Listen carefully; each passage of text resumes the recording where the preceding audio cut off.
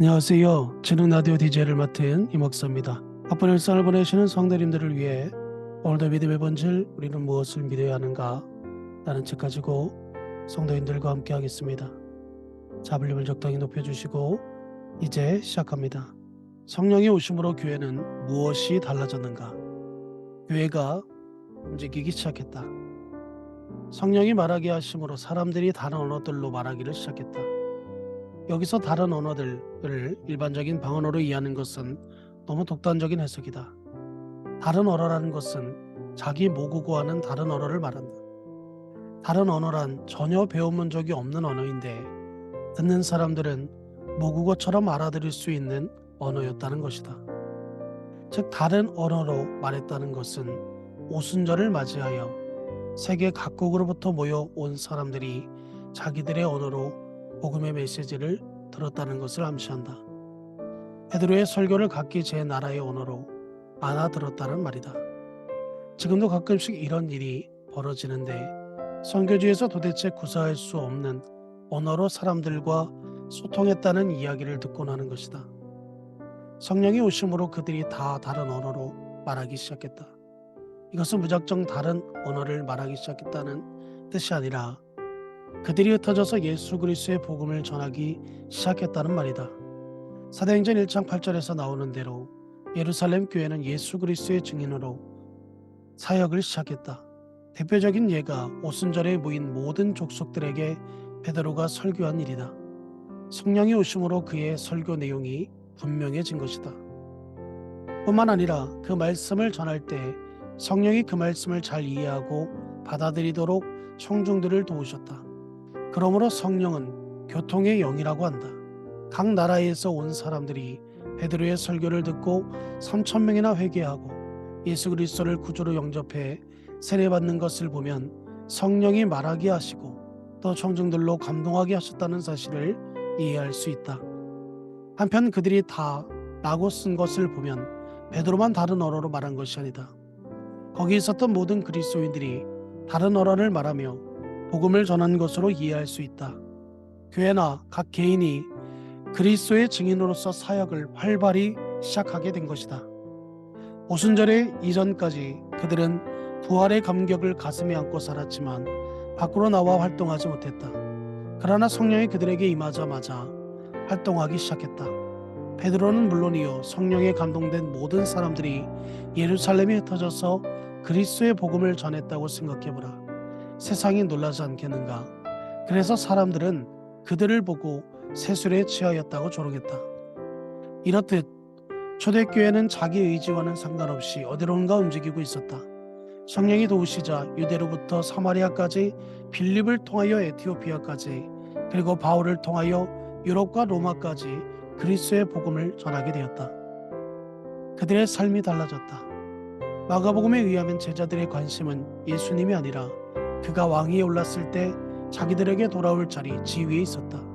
심지어 그들은 십자가를 지러 예루살렘을 올라가시는 그분 뒤에서 누가 높은가를 탐하여 다투었다.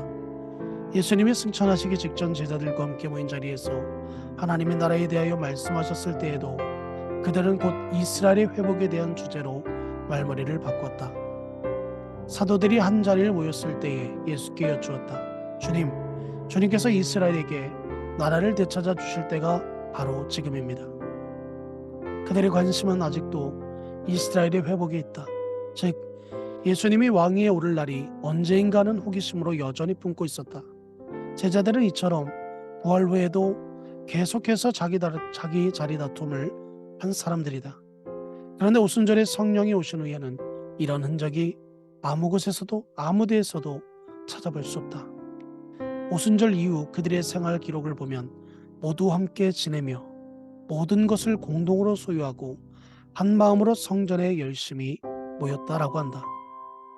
이 모든 일이 가능했던 것은 역시나 성령의 임하심 덕분이다. 이전까지 그들의 관심은 자기들의 출세에 있었다. 자기중심의 이기적인 삶을 살아왔던 것이다. 그러나 성령이 오신 후에 그들의 중심은 예수 그리스도로 옮겨졌다. 예수 그리스도를 위하여 살고 예수 그리스도를 위하여 일하게 되었다. 베드로의 고백이 이것이 밝히 보여준다.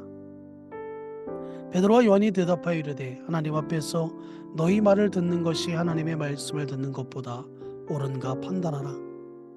이것을 대변해 주는 말씀이 로마서 14장 8절에 나오는 바울 사도의 고백이다.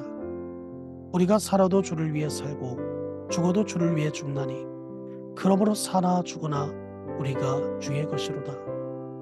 초대교인들의 생활은 세상 사람들과는 완전히 다른 사람이었다.